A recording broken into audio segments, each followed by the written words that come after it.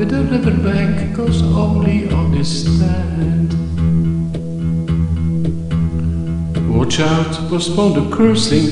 What if the whole domain was laying under your own nursing? How long away the chance for total fans electrified?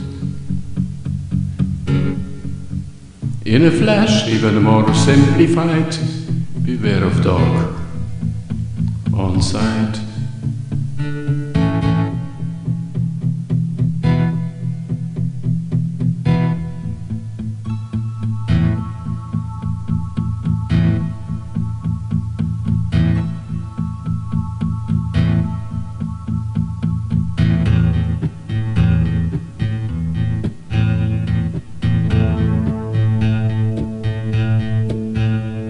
This is the trivial point, no compromise, smooth ends that joint, no walk in paradise. We hope to realize the arch is stretched and we are wretched.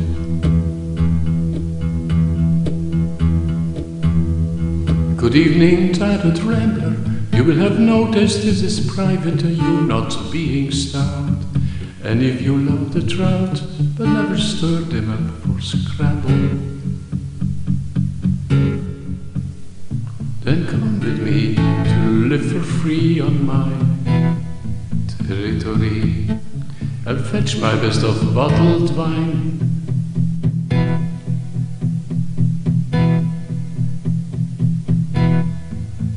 With buttered bread to dine.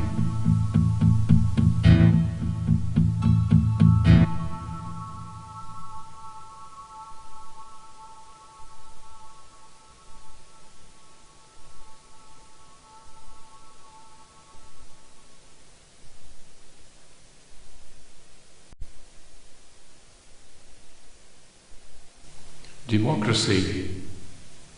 With pleasure? Which one?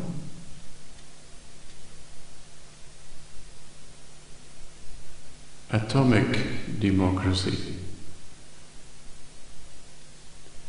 In the town of Antwerp, on the fair marketplace, you cannot fail to see him. Bravo is his name.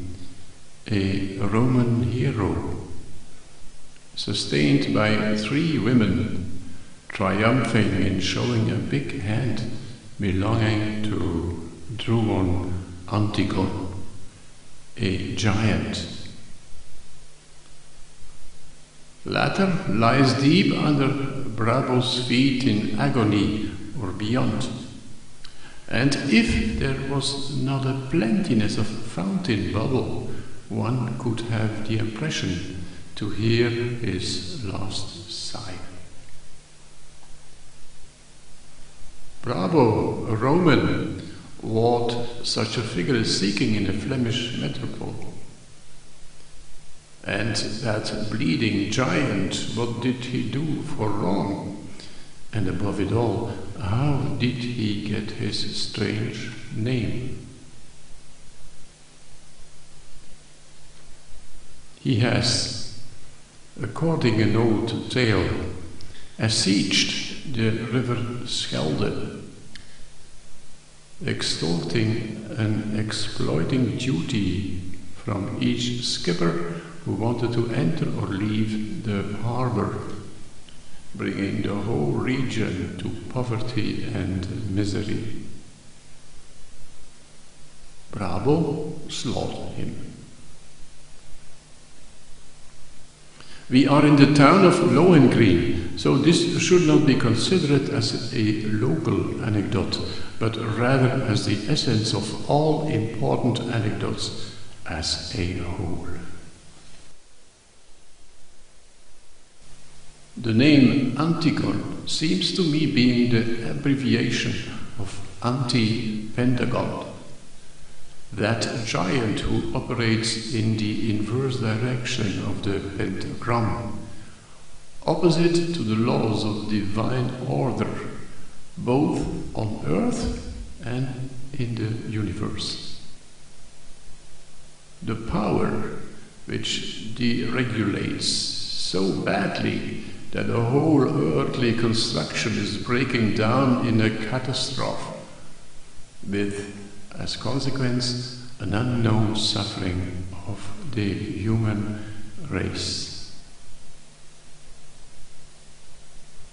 He seemed to have been a superpower, but Bravo Lohengrin still found his personal way to disconnect that evil hand from the brutal corpus and to kill the monster.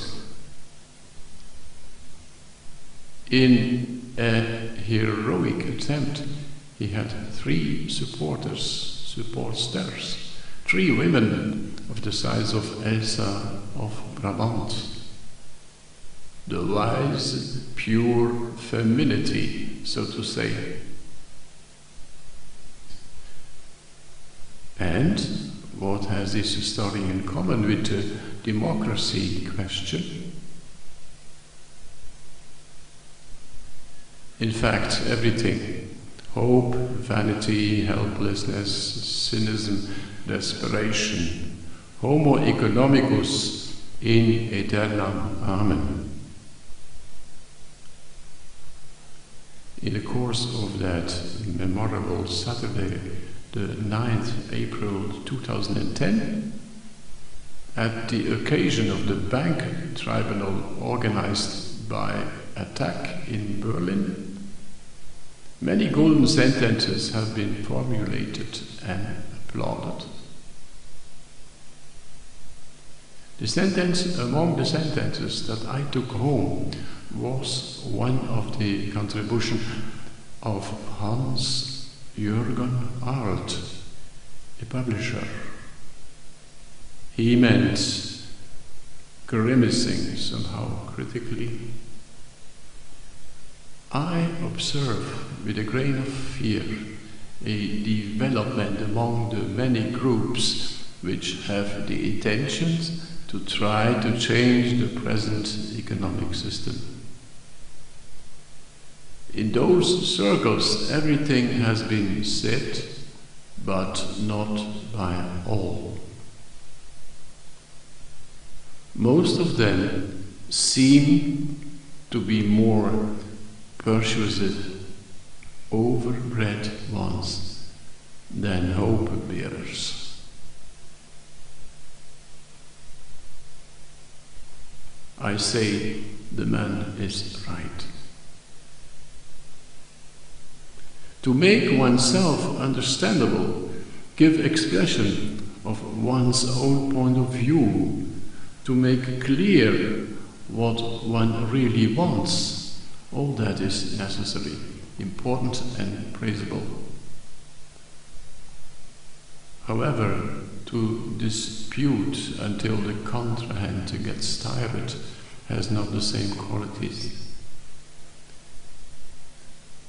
Every time I run aground on that sort of democracy exercises in the course of my long life, I felt like being on deck of a Dutch or English half-pirate ship belonging to the East Indian Companies, where the canons on deck floor are fixed in a rather temporary way and risk to break out of their attachments every moment, shooting around wildly in all thinkable directions. Loose cannons.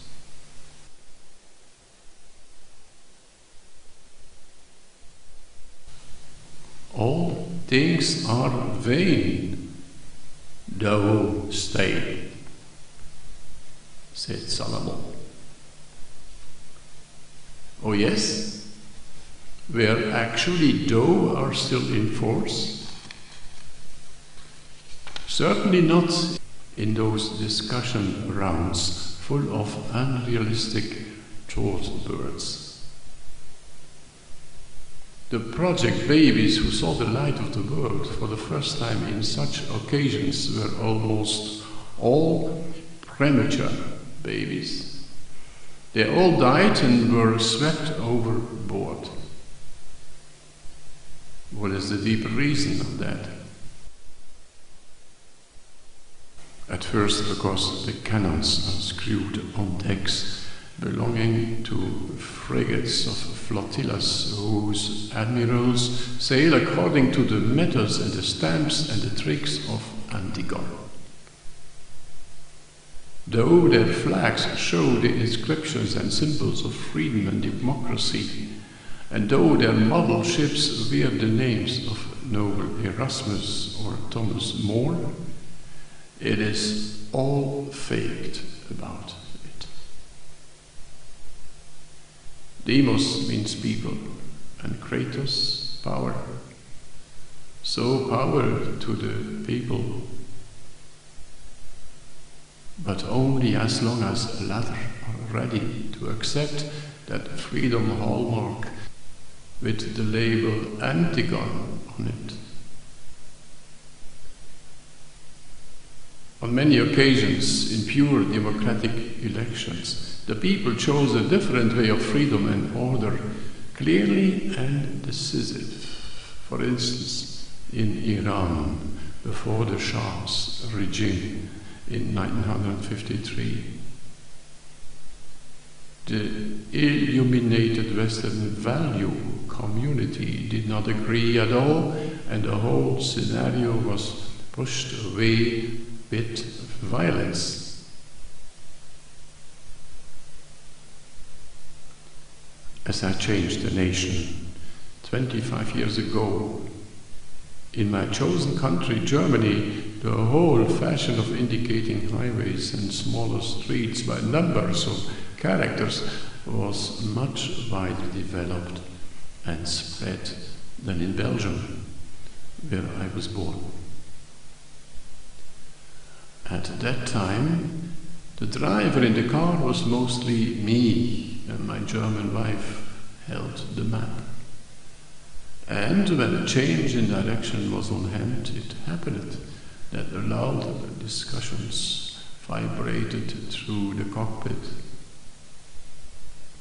It never endangered the quality of my marriage. Yet there were times that we landed in direction Bielefeld rather than the intended way to Hanover or Darmstadt instead of Aschaffenburg. There it is. Da ist es doch. A7, H7. Yes, but to Hamburg or to Kassel? Some modern achievements certainly are bare improvements for the worst. If one is not driving more than a week through life, drinking too much coffee. The same problem we encounter on the highway of freedom. Some lots of it leads to deregulation, other to development. Like I already said, in nature all things tend to the sun, following the divine rules of Fibonacci, the pentagram. Within the today's economic disorder and disaster, however, freedom is riding an opposite highway fraction in direction chaos and subhuman disaster with faked shields and names. The only advantage is the one for the portfolio of cynical or ignorant ego-nauts who made their soap on that spirale infernale.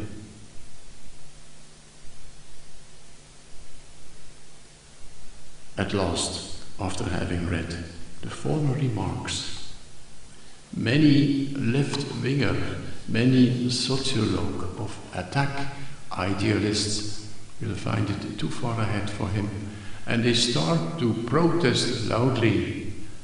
But that's not us. We precisely are the ones who try to act again all that neoliberal rubbish, all that injustice. We are brave, we fight, we take risks.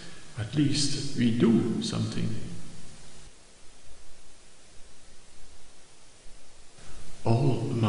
generation. For what is your aim, dear friends? But this does not stop me in pretending that you are sitting on deck of a Erasmus galley in the middle of a Dutch half-pirate fleet of the East Indian Company 2010. You don't believe me? Okay, have a look at the Taz, the Tageszeitung. Then you observe that on many occasions that left-winged journalistic battle horse is looking like a twin brother of its biggest enemy, against whom it had been fighting all that years in heroic pose, the Bild-Zeitung.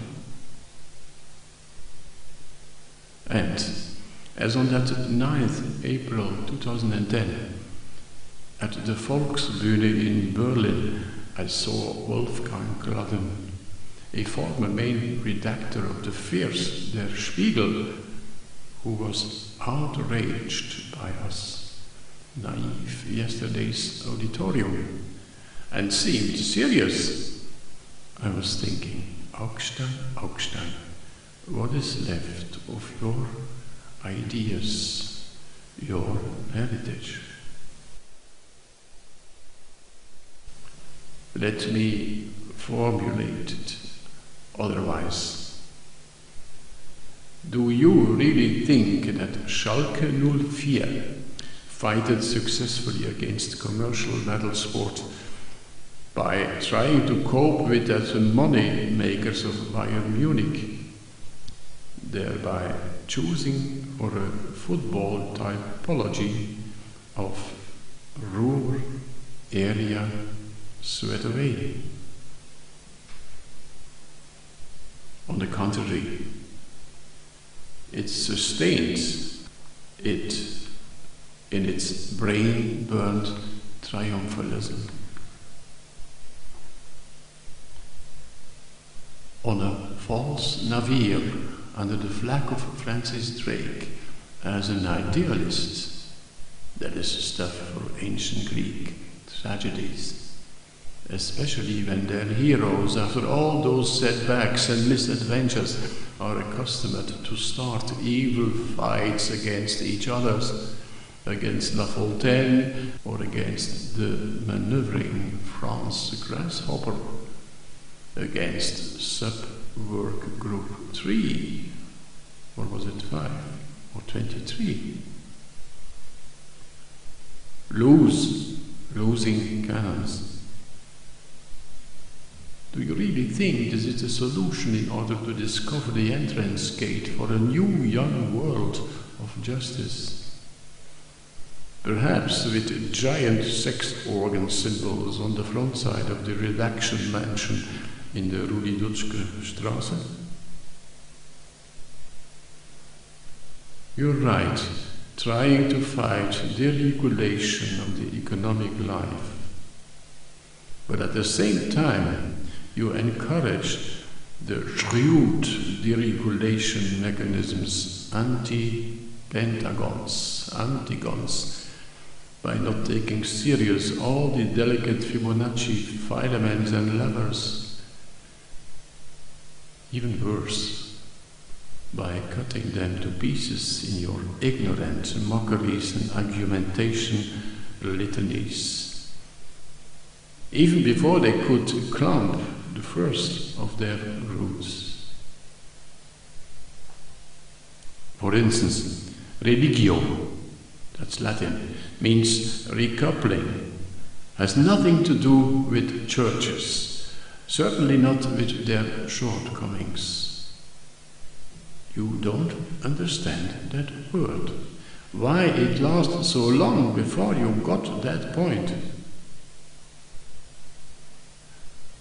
I know, from another corner of view, it is not false behavior from your side, more a grid-locked way of thinking, a pigeonhole, spontaneous, human. But nonetheless, asking for urgent correction. Once it was my own problem. Me too, I always thought, leaving the Café de Engel and thereby glancing at Bravo, that his heroic scene was a rather bloody one, with a barbarian battle between a David as cruel as Goliath, even worse, cutting off hands, heads even. Not enough terror? Really? Battle? Blood? On that, all of us make the same and eternal error, the one the US and Anglo sociologues made when they were pondering about the deeper causes of the Holocaust and thought they found the nucleus of the evil in the Grimm's tales, the Grimm's Märchen. They were so cruel, so full of battle. It is strange. Children never think tales and legends are cruel. Then they seem to understand directly the image behind the story, the allegory. So for Bravo and Antigoon, the hero did not chop off the hand from the giant's arm. No, he took away from that hand the ominous acting power, in that way making abuse impossible. How he did it? By absorbing, imbibing the forces of femininity, threefold the receptivity. So the opportunity was given to him to do the golden right masculine act at the golden right moment. Some call it presence of mind, presence of spirit, which is not available without spirit, invited beforehand by a receptive-minded soul. It is the only way in this world of calamities and evil forces to ensure the outcoming, and good, all good. In the circles of spirit-hating leftists, on the contrary, the final issue brings along that everlasting sad same melody. Intention, partially good. Effort, marvelous, valiant, dynamic. Success, less. It's a pity. All in vain, for nothing, again. In South America, Hugo Chavez recently saved them by the dozen, which allowed the opening of the gate for an inspired left leader, Chavez-Morales, an Indian. Oof. Here in Europe there exists no such figure, perhaps because he would not be wanted if he tried to emerge. The Western ones know it better in the name of basis, democracy and human rights. Which lead us back to the clue sentence of Arnold. Everything has been said, but not already by everyone. Of course, all that does not mean one should stick together with the nebulous vain wave of the false positivity, which is contaminating for a long period the German and the American esoteric inner little world, and in that way made it forceless.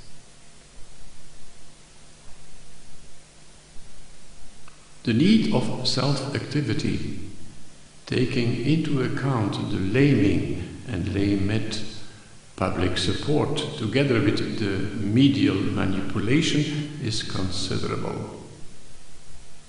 So the journal Junge Welt. Right?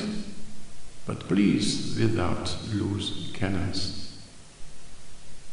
We don't need such kinds of tragedy heroes, because on the caput spared continent of Europe, soon it will go about bigger entities than US estate owners without money. Bigger calibers. Whole states with Acropolis buildings on it, or Rialto bridges and arenas. Africa starts in Meran in Saragossa, and the boat people traject from Africa is getting tougher and harsher. The only idea that infiltrated the financial elite headquarters was to stop giving poor people credit. Yes, Per Steinbrück, you had a look in the abysm. Did you discover a bridge?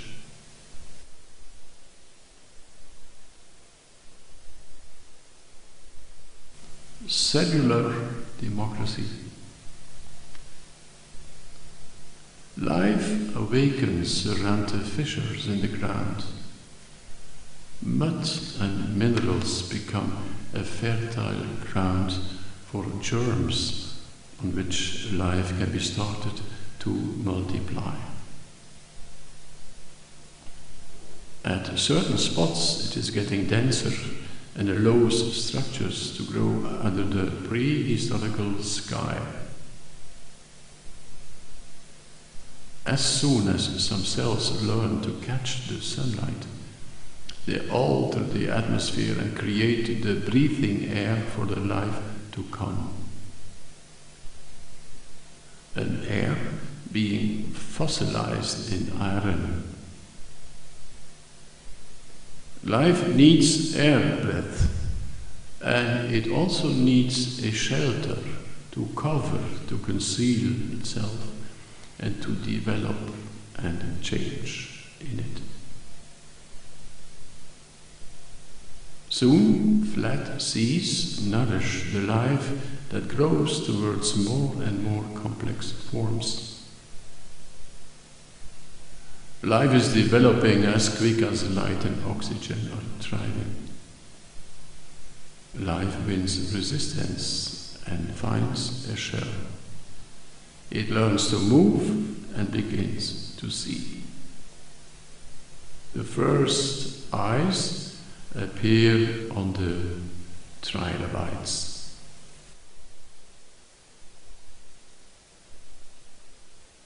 This was a text of Christine Ekström that I spied in the railway station Friedrichstraße. It had left after I paid a penalty sum for having been travelling without a valid ticket. I wasn't aware of it. My bad mood about it vanished instantly by reading that text. I took pen and paper and wrote it down. One always finds a helping hand at the condition of opening one's eyes, even after grumbling. The most important is the cell gives way to its will of directing itself towards the sun. You may think this is something for granted, since we hardly saw an ash tree or a maple, which decided to grow up in the darkest possible crevice in order to avoid those enerving rays of that boring sun. However, as to the cells which are part of the human body, this kind of aversion is about to become a universal civilization plague, and its name is cancer. Here, we don't mean the rays of the real light spender, but the impulses coming from the inner spiritual sun, generated in the heart. More and more, the head is making trouble here. It put itself between, filtrating all what is naturally balanced and pushes it away, with the result that only the artificial, poisonous, exciting influences are taken over by the cell structures. And this can hardly be called sane. In our case, we don't want to ratiocinate about the physical body, but about social structures and their inner order.